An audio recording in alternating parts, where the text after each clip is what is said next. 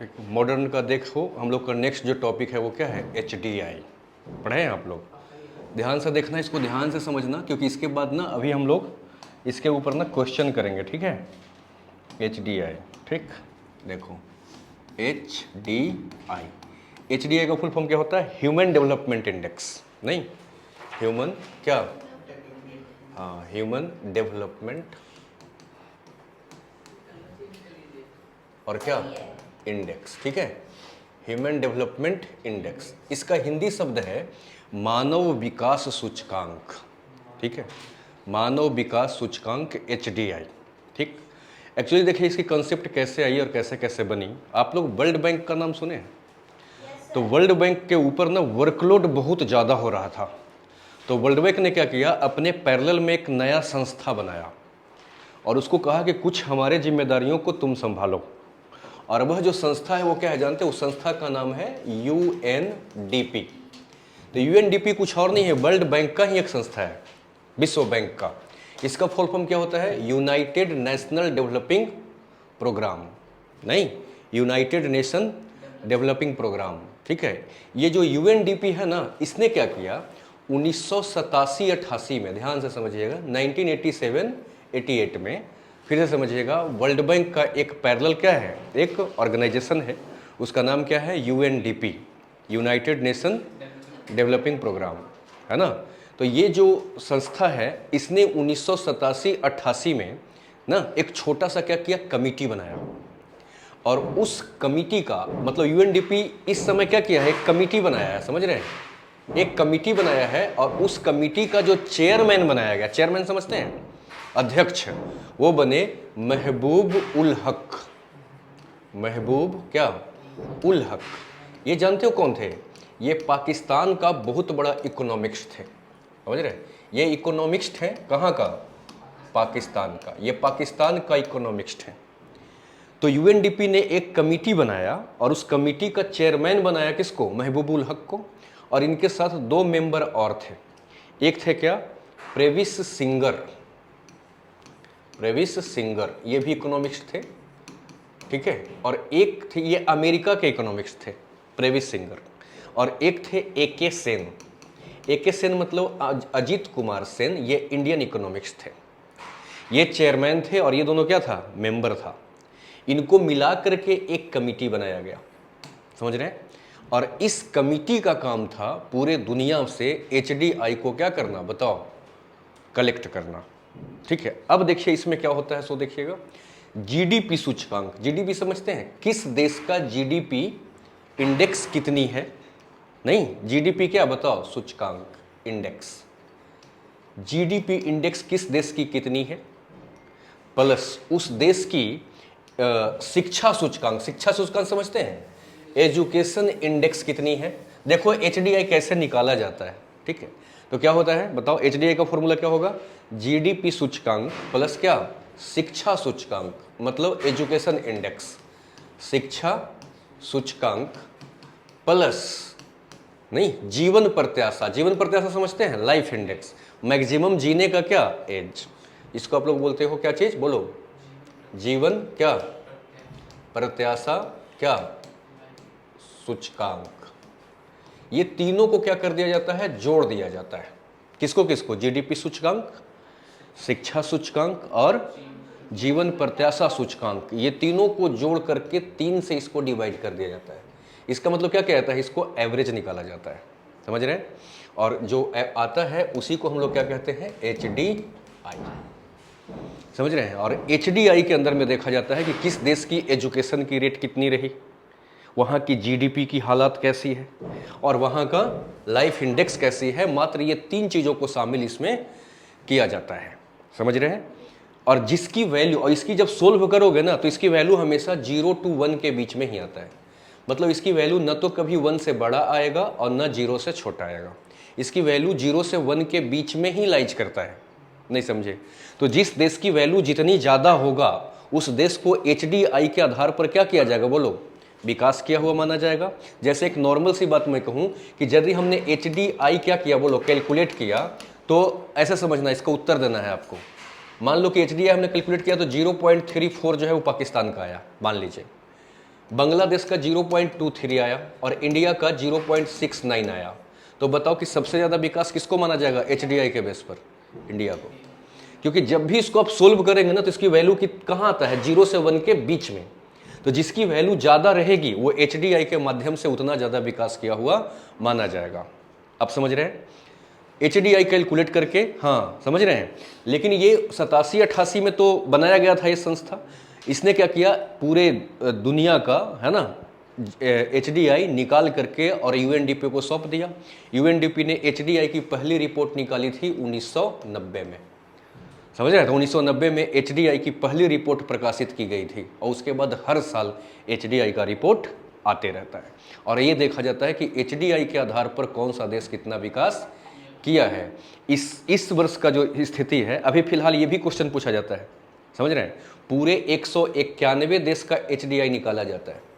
Total कितने देश शामिल हैं? 191 देश शामिल हैं इसमें, 191 कंट्री शामिल हैं, जिसमें से भारत का इस साल का रैंक 132 है। समझ रहे हैं? भारत का जो रैंक है वो 132वां पोजीशन आता है एचडीआई में, समझ रहे हैं? और इसकी जो वैल्यू है एचडीआई का भारत का, वो इस साल का वो 0.66 है, एक करेंटली बता रहा हूँ।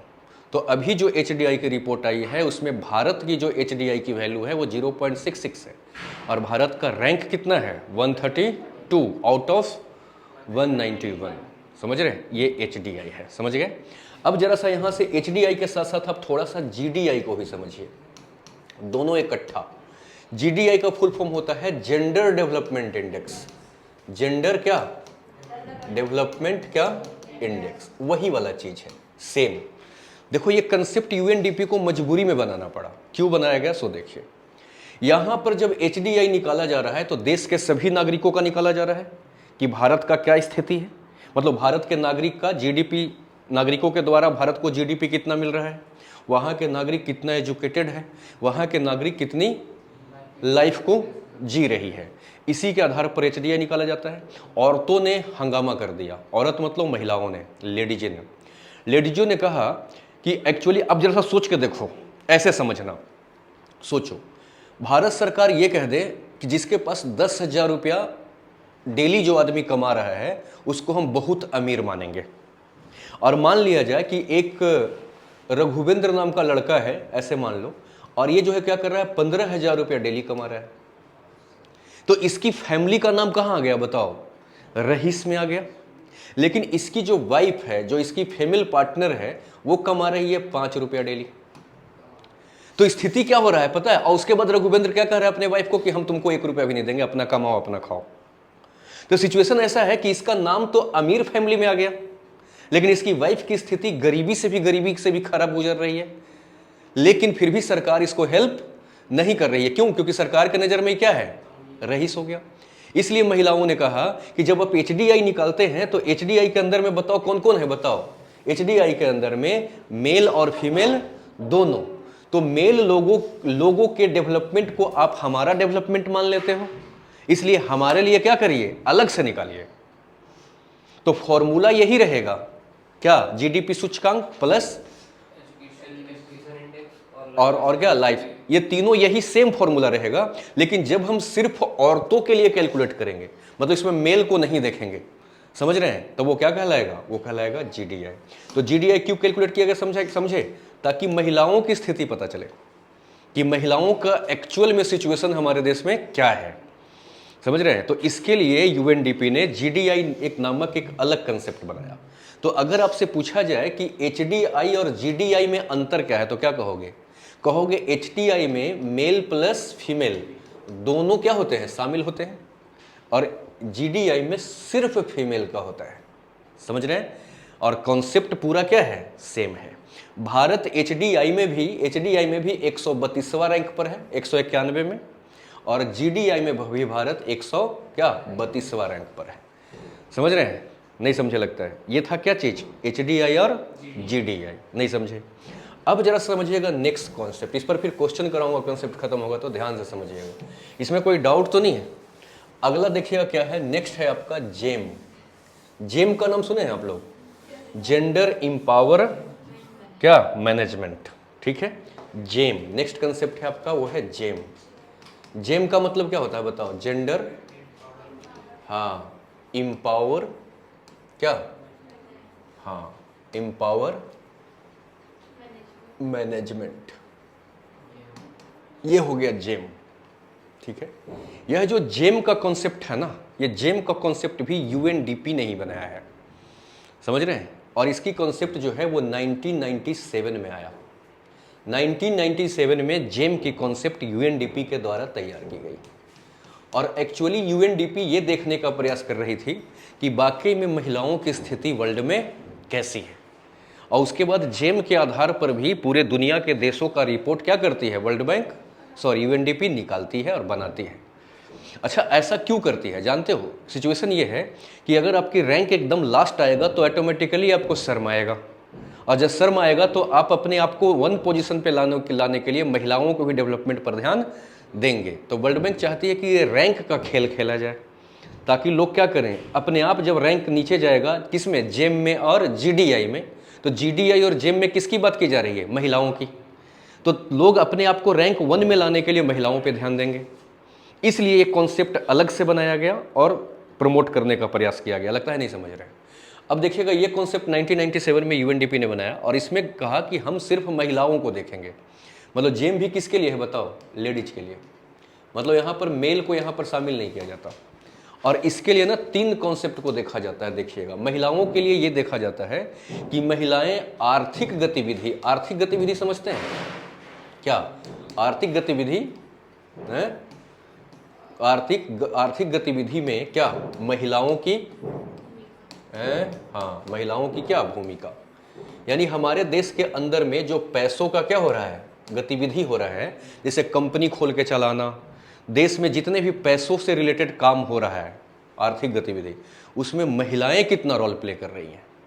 आपके देश में 50 लाख अरब करोड़ आ रहा हो, उससे मतलब नहीं, लेकिन इस पैसे में महिलाओं ने कितना कमा करके दिया है, ताकि अगर महिलाओं की रेशियो कम है तो फिर सरकार के ऊपर प्रेशर पड़ेगा कि महिलाओं को भी आगे लाया जाए।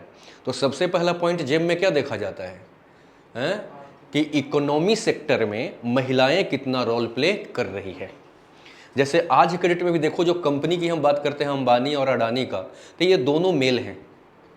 आखिर इतनी बड़ी इंडस्ट्रियलिस्ट जो है हमारे देश में फीमेल क्यों नहीं पैदा हो रही? तो इकोनॉमिकल गतिविधि में सिर्फ ये नहीं देखा जाएगा कि हमारा देश कैसे चल रहा है, बल्कि ये भी देखा जाएगा कि यह जो इकोनॉमिकल जो सिस्टम चल रहा है उसमें महिलाओं की रोल कितनी है। लगता है नहीं समझे। दूसरी बात, महिलाओं का क्या राजनैतिक समझते हैं क्या? पॉलिटिकल, यानी पॉलिटिकली राजनैतिक या प्रशासनिक समझते हैं? एडमिनिस्ट्रेटिव, है ना? राजनैतिक या प्रशासनिक क्षेत्र में नहीं, महिलाओं की क्या बताओ भूमिका, है ना? यानी कि हमारे देश के अंदर में पॉलिटिक्स में या एडमिनिस्ट्रेशन में महिलाएं कितना रोल निभा रही हैं।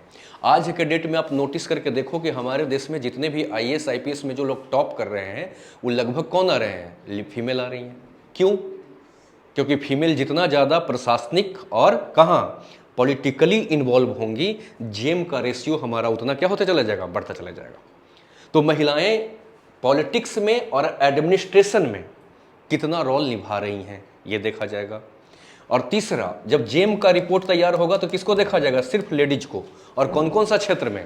पहला इकोनॉमी में, दूसरा पॉलिटिक्स और एडमिनिस्ट्रेशन में महिलाएं कितनी है, कितनी % महिलाएं हैं, और तीसरा महिलाओं में निर्णय लेने की क्षमता। निर्णय समझते हैं? डिसीजन, निर्णय लेने की क्या क्षमता, या निर्णय को प्रभावित करने का क्षमता। कई बार ऐसा है ना, देखते हो कि मान लो किसी कामनी ने मैरिज किया और इसका हस्बैंड ने कहा, क्या हस्बैंड ने कहा कि तुम नहीं जाओगे मायके, तो हस्बैंड का निर्णय क्या है? मायके नहीं जाओगे। तो ये देखा जाएगा कि ये डिसीजन को चेंज करवाने में कितना कैपेबल है, यानी डिसीजन को चेंज करवाने में कितना कैपेबल है, या स्वयं डिसीजन लेने में कितना कैपेबल है। ये कैसे पता चलेगा? देखा जाएगा कि घर को जो है होल्ड कौन कर रही है, मेल कर रहा है कि फीमेल कर रही है। तो महिलाओं की डिसीजन कितनी चल रही है, या राजनीतिक या प्रशासनिक में कितना रोल प्ले कर रही है या आर्थिक सेक्टर में कितना रोल प्ले कर रही है। अगर इन तीनों में जिस देश की महिलाओं बढ़ चढ़ करके भाग लेगी तो माना जाएगा कि जेम के मामले में यह देश सबसे ज़्यादा तरक्की किया हुआ है। नहीं समझे? जितना ज़्यादा लेडीज इन तीनों सेक्टर में आगे होंगी, जब जेम का रिपोर्ट बनेगा तो जेम के आधार पर उस देश को उतना ज़्यादा डेवलप्ड माना जाएगा। नहीं समझे? अभी तक जेम के मामले में 121 देश को शामिल किया जाता है। 121 देश का रिपोर्ट निकाला जाता है अंडर जेम, जिसमें से भारत का करंट जो रैंक है वो 107 है। तो जेम के मामले में भी हमारा देश कौन सा पोजीशन पर है? 107वां पोजीशन पर है, आउट ऑफ कितना? 121। इसका मतलब अभी भी हमारे देश की महिलाएं वहां तक नहीं पहुंच पाई है जहां तक टारगेट है। वहां तक पहुंचने का मतलब क्या है कि काफी आगे आए हमारा देश। लगता है नहीं समझ रहे हैं। होना चाहिए कि नहीं होना चाहिए? लगता है नहीं समझ रहे हो। समझ रहे हैं? तो अब थोड़ा सा एक चीज और आइए, ये जेम हो गया। इसके बाद अब आइए GHI। GHI समझते हैं? ग्लोबल हंगर क्या इंडेक्स। हंगर समझते हैं? भूख। भूख नहीं समझते हो? हंगर नहीं समझते हो आप लोग हैं? GHI इसका मतलब क्या है? ग्लोबल क्या हंगर, भूख क्या इंडेक्स। मतलब इसका मतलब क्या है? बोलो। वैश्विक भूख सूचकांक। भूख, समझ रहे हैं? भूख, ठीक। ग्लोबल हंगर इंडेक्स, वैश्विक भूख सूचकांक। समझ रहे हैं? यह जो कंसेप्ट है ना, वो जर्मनी का नाम सुने हैं आप लोग? नहीं सुने हो? जर्मनी के अंदर में एक एनजीओ है। एनजीओ समझते हैं? नॉन गवर्नमेंटल ऑर्गेनाइजेशन, जिसको हिंदी में क्या बोलते हैं? गैर सरकारी संगठन। मतलब सरकारी संगठन वो नहीं है। एनजीओ, नॉन गवर्नमेंटल ऑर्गेनाइजेशन, गैर सरकारी संगठन। जिस संगठन का नाम है, जर्मनी का एक एनजीओ है, समझ रहे हैं? उस एनजीओ का नाम है इंटरनेशनल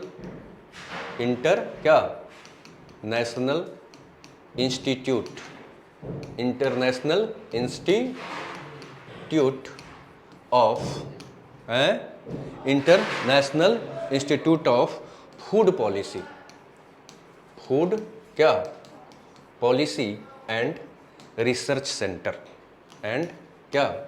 रिसर्च सेंटर। ये जानते हो, ये एक एनजीओ का नाम है। समझ रहे हैं? यह एनजीओ ने क्या किया? जर्मनी का एक एनजीओ है ये, इसने GHI कॉन्सेप्ट को क्या किया? पैदा किया। लेकिन GHI के आधार पर जो रिपोर्ट निकलती है, वो रिपोर्ट निकालने वाली संस्था का नाम है FAO। इसका मतलब क्या है? Food and agriculture organisation. ठीक है? फूड एंड एग्रीकल्चर ऑर्गेनाइजेशन मतलब क्या है? बोलो। भोजन एवं कृषि संस्थान, FAO। समझे? ये GHI का रिपोर्ट निकालती है। ये संस्था GHI का कंसेप्ट को बनाया, समझ रही हो? और ये संस्था हर साल रिपोर्ट निकालती है। समझ गए? अभी भी नहीं समझे? और इस संस्था के द्वारा यह तय किया गया कि 16 अक्टूबर को हर साल भूख दिवस मनाया जाता है, हंगर डे मनाया जाता है। समझ रहे हैं? तो हर 16 अक्टूबर को रिपोर्ट निकलता है ये वाला। हंगर डे का मतलब जानते हो? 16 अक्टूबर को हर साल रिपोर्ट निकलता है GHI का। समझे? तो हर 16 अक्टूबर को हंगर डे मनाया जाता है और इसी दिन नहीं, FAO अपना रिपोर्ट को क्या करती है? पेश करती है। और इस GHI का रिपोर्ट बनाने समय क्या क्या देखा जाता है वो देखिए। सबसे पहला देखा जाता है फूड सिक्योरिटी। फूड सिक्योरिटी समझते हैं? खाद्य सुरक्षा। फूड क्या? सिक्योरिटी, यानी इंसान जो है वो खाने पीने के मामले में कितना सिक्योर है। स्थिति ऐसा है कि आप रिक्शा वाला के घर में जाकर देखिएगा तो आज खाया है, लेकिन कल की इस बात की गारंटी नहीं है कि उसके पास फूड होगा। तो सबसे पहला क्या? फूड सिक्योरिटी, खाद्य सुरक्षा, यानी हर आदमी को भोजन की गारंटी। जो आदमी का फूड जो है सिक्योर है तो मानेंगे क्या कि चलो ठीक है। और फूड अगर सिक्योर नहीं है कि आज खाए कल खाएंगे कि नहीं खाएंगे, तो पहला किसको शामिल किया जाता है? फूड सिक्योरिटी को, खाद्य सुरक्षा को। समझ गए? दूसरी किसको शामिल किया जाता है? बोलो। पौष्टिक तत्वों को। पौष्टिक तत्व समझते हैं? क्या हैं? पौष्टिक तत्व कहने का मतलब अब वो लोग क्या कर रहे हैं कि चावल और सब्जी भी खा रहे हैं, वो जिंदा रहने के लिए खा रहे हैं, लेकिन बॉडी को जो एनर्जी मिलना चाहिए वैसा चीज नहीं मिल पा रहा है। बॉडी को क्या चाहिए? दूध भी चाहिए, बॉडी को फ्रूट्स भी चाहिए, तो पौष्टिक तत्व उसको कितना मिल रहा है? लगता है नहीं समझे। तीसरा चीज, कुपोषण समझते हैं? नहीं समझते हैं कुपोषण? कुपोषण समझते हैं? मतलब उसका बॉडी जो है क्या है जानते हो? जो है ना, उसको अच्छे से न्यूट्रिएंट्स नहीं मिल पा रहा है, वो न्यूट्रिएंट्स के कमी के वजह से उसका बॉडी जो है क्या हो गया है? बोलो, बीमार सा हो गया, कुपोषण का शिकार हो गया। लगता है नहीं समझे। समझ रहे हैं? इन चीजों को देखा जाता है किसके अंदर में? जीएचआई के अंदर में। समझ रहे हैं? जिस देश में इन चीजों की जितनी कमी होगी, माना जाएगा कि वो देश भूखा है। समझ रहे हैं? और वो सबसे नीचे है। जीएचआई में ऊपर होने का मतलब क्या हुआ? है ना? और इसकी जो वैल्यू जीएचआई का कैलकुलेट होकर के इन माध्यम से आता है, इसकी वैल्यू 0 to 100 के बीच में लाइज करता है, 1 से 100 के बीच में। इसकी वैल्यू जितना कम होगा, समझ रहे हैं, जितना कम होगा उतना अच्छा होगा। अगर किसी की वैल्यू 100 है, इसका मतलब क्या समझ रहे हो? कि वो 100% भूखा है, उसको कुछ भी नहीं मिल रहा। अगर किसी की वैल्यू 0 आ गई, इसका मतलब वहां कोई समस्या ही नहीं है। तो जितना कम उतना उस देश की स्थिति अच्छी है, और जितनी ज्यादा उस देश की स्थिति उतनी खराब है। नहीं समझ लगता है बात? समझ रहे हैं? तो जीएचआई की वैल्यू किससे किसके बीच में लाइज करता है? 0 to 100 के बीच में। हाँ, तो अपनी स्थिति जो है वो अभी हम लोग जीएचआई के मामले में इतने नीचे नहीं है, हम लोग 4th पोजीशन पर है, मतलब ऊपर से हम ठीक कंडीशन में है।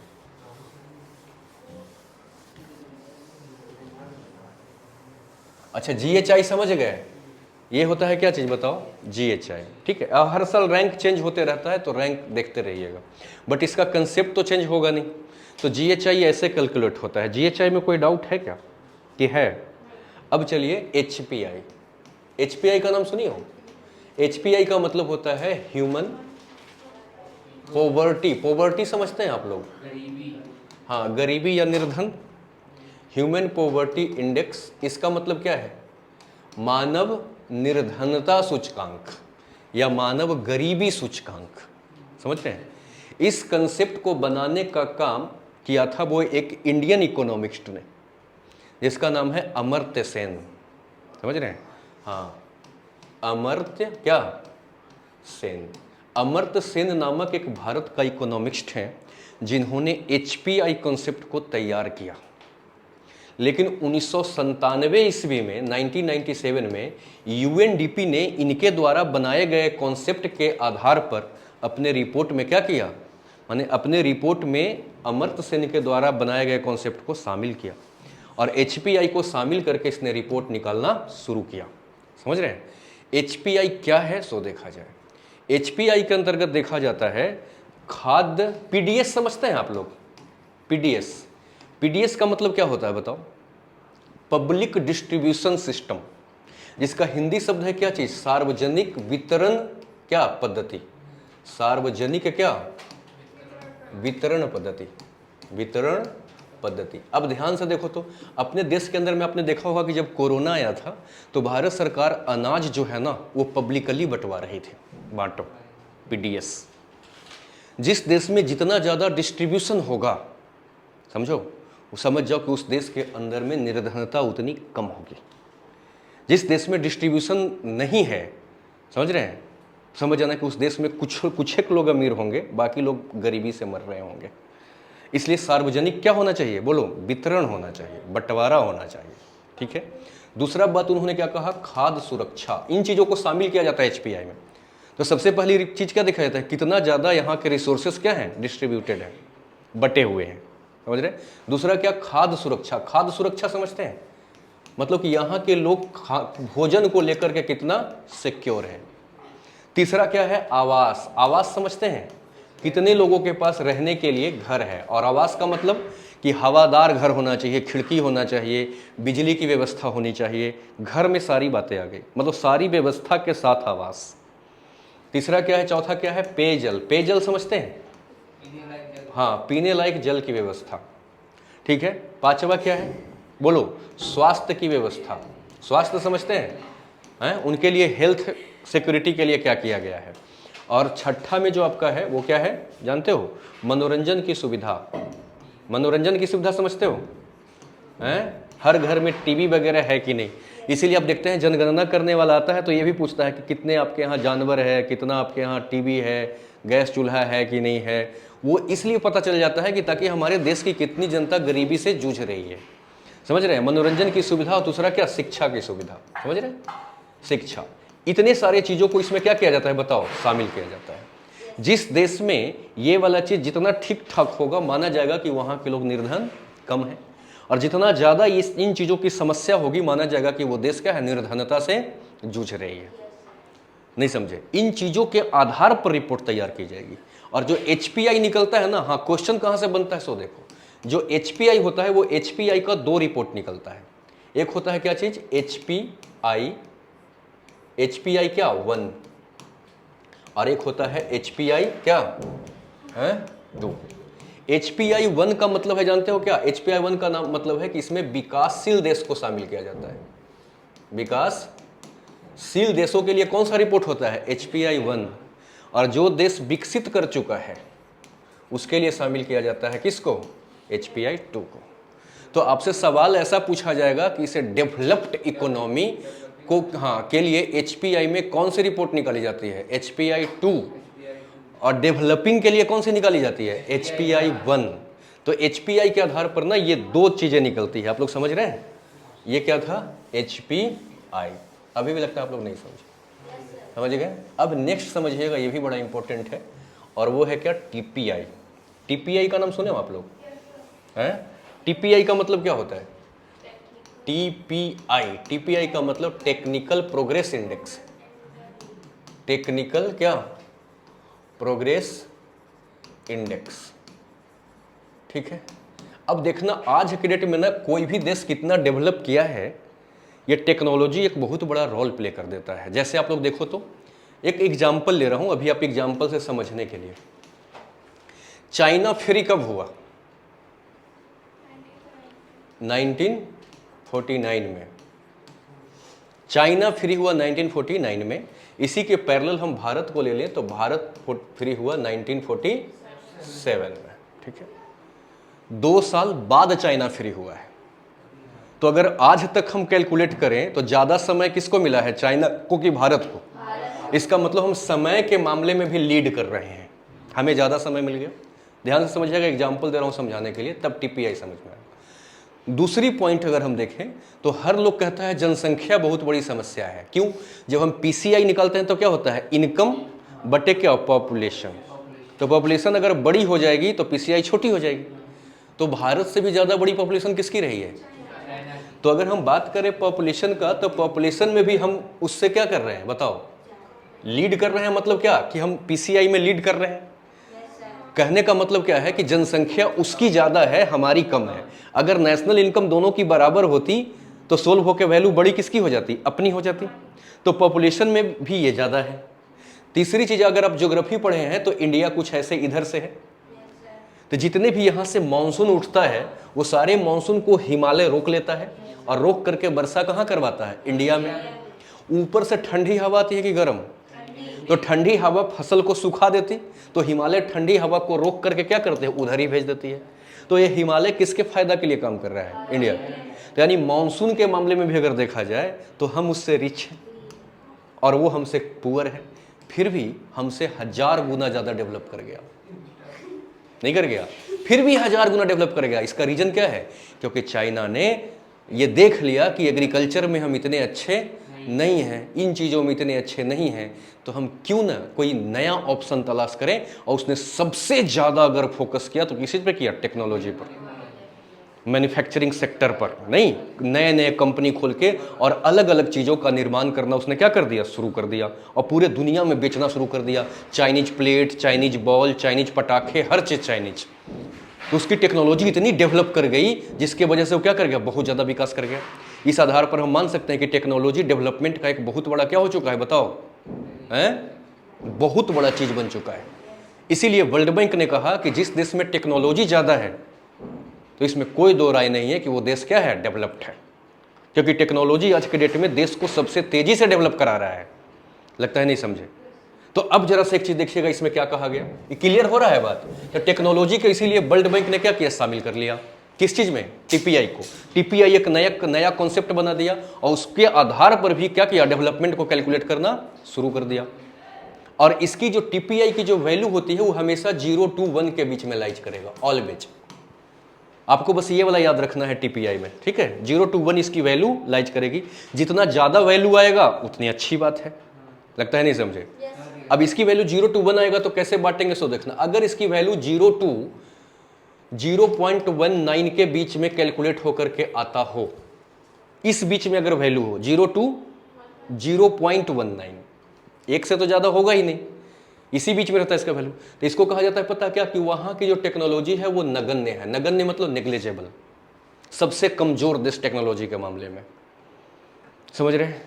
अच्छा, इसकी वैल्यू अगर सोल्व करने के बाद 0.19 से 0.35 के बीच में आ रहा हो, तो आप ये कहेंगे कि ये जो इकोनॉमी है वो टेक्नोलॉजी को ग्रहण करता है। ग्रहण करता समझते हैं, मतलब नगण्य नहीं है, लेकिन बस ये क्या कर रहा है, खरीद रहा है, खरीद के दूसरों से ला रहा है। इसके पास अपनी टेक्नोलॉजी नहीं है, लेकिन टेक्नोलॉजी है। कैसे, खरीद करके। इसके पास तो है ही नहीं, ये ग्रहण करता है। ग्रहण करता मतलब एक खरीदने वाला है, अगर इस बीच में वैल्यू आ जाए तो। और अगर इसकी वैल्यू 0.35 से 0.49 के बीच में अगर इसकी वैल्यू आ जाए तो कहा जाता है कि ये संभाव्य, संभाव्य समझते हैं, यानी संभावना है, प्रोबेबिलिटी है इस बात का कि ये नेतृत्वकर्ता बनने वाला है। अब नेतृत्वकर्ता समझते हैं, ये अब लीडर बनने का कंडीशन में आ गया है। ये ग्रहण करता नहीं है, खरीदने वाला नहीं है, अब ये लीड करने वाला है, समझ रहे हैं। और जिसकी वैल्यू 0.49 से कहां अधिक, अधिक मतलब 1 तक है ना, मैक्सिमम वहीं तक तो आएगा। अगर इसकी वैल्यू इस बीच में लाइज कर जाए तो वो नेतृत्व करता है, अभी बेच रहा है दुनिया को, सेलर है वो टेक्नोलॉजी का। तो इसको क्या बोलेंगे, लीडर है टेक्नोलॉजी का, मतलब नेतृत्व करता है। ये 4 पार्ट में टीपीआई के आधार पर पूरे दुनिया को बांटा गया। कौन कौन सा, नगण्य तकनीक, ग्रहणकर्ता, संभाव्य नेतृत्वकर्ता और नेतृत्वकर्ता। अंतर समझ गए। नगण्य वाला क्या है, न बना रहा है न खरीद पा रहा है, इसका मतलब गरीबी। ग्रहणकर्ता मतलब वो खरीद करके ला रहा है, इसका मतलब उसके देश का अधिकतम इकोनॉमी इंपोर्ट में खर्च हो जा रहा है नहीं। और जो नेतृत्व करता है इसका मतलब क्या है कि अब वो लीड करने वाला है, मतलब आ गया कंडीशन में। और नेतृत्व करता मतलब जो भी पूरे वर्ल्ड को नेतृत्व कर रहा है। तो टेक्नोलॉजी के मामले में रसिया, अमेरिका, चाइना, ये सब किस में आ गया है, नेतृत्वकर्ता में आ गया है। भारत को किस में रखोगे, संभाव्य नेतृत्वकर्ता में रखोगे। भारत भी अब लगभग उस पोजीशन पे आ चला। बांग्लादेश, पाकिस्तान को कहाँ रखोगे, ग्रहणकर्ता में। नेपाल और भूटान को तो ये कुछ कंडीशन ऐसा है कि ये 4 भागों में टीपीआई को क्या कर दिया गया, टीपीआई के आधार पर पूरे दुनिया को इस तरीके से बांट दिया गया। क्या आपको समझ में आया बात। तो टेक्नोलॉजी जिस देश में ज्यादा होगी वो देश क्या होगा, बताओ, डेवलप्ड होगा। होगा कि नहीं होगा। अब एक कंसेप्ट और समझिए, और वो क्या है, फिर से एचपीआई। एक था एचपीआई का मतलब क्या पता है, एचपीआई का एक मतलब था ह्यूमन पॉवर्टी इंडेक्स। यहां पर एचपीआई का जो अगला एचपीआई है इसका फुल फॉर्म है ह्यूमन प्रोस्पेरिटी, है ना, क्या इंडेक्स। मतलब इसका मतलब क्या है, मानव खुशहाल सूचकांक, नहीं, मानव कितना खुश है। यह कंसेप्ट जो है ना एचपीआई का, ह्यूमन प्रोस्पेरिटी इंडेक्स वाला, इस कंसेप्ट को बनाने वाला जो था वो भूटान देश से एक कॉन्सेप्ट की शुरुआत हुई। और भूटान का एक राजा था जिसका नाम था जिग्मे सिग्मे वांगचुक। जिग्मे सिग्मे वांगचुक, ये भूटान के राजा थे। इन्होंने इसको बनाया एचपीआई को, ह्यूमन प्रोस्पेरिटी इंडेक्स को। और इन्होंने पता क्या कहा, जिस देश की जनता खुश होगी, नहीं, या दीर्घायु, दीर्घायु समझते हैं क्या, लंबा टाइम जीने वाला, जिस देश की जनता खुश है और दीर्घायु है तो उसके पास चाहे पैसा रहे ना रहे, टेक्नोलॉजी रहे ना रहे, फिर भी वो सबसे विकास किया हुआ देश है। उनका ऐसा मानना था कि जो लोग क्या करते हैं पता है, जो लोग पैसे पैसे करते रहते हैं उनको इसलिए डेवलप्ड नहीं माना जाए क्योंकि वो पैसे होने के बाद भी जिंदगी नहीं जी रहे होते हैं, दिन भर हाय तौबा मचाए रहते हैं। तो ऐसे पैसे का क्या वैल्यू? पैसा इंसान के लिए है, इंसान पैसे के लिए नहीं है, वांगचुक महोदय का कहना था। इसलिए उन्होंने कहा कि पैसे पैसे क्यों देख रहे हो डेवलपमेंट के लिए? डेवलपमेंट के लिए ये देखो जिस देश की जनता खुश है और जिस देश की जनता दीर्घायु जी रही है वो देश को विकास में ऊपर रखा जाए। इसीलिए आप भूटान की हालात आज देख रहे हैं वो टेक्नोलॉजी से ज़्यादा कहाँ ध्यान दे रहा है बताओ? टेक्नोलॉजी से ज़्यादा ध्यान दे रहा है खुशी में।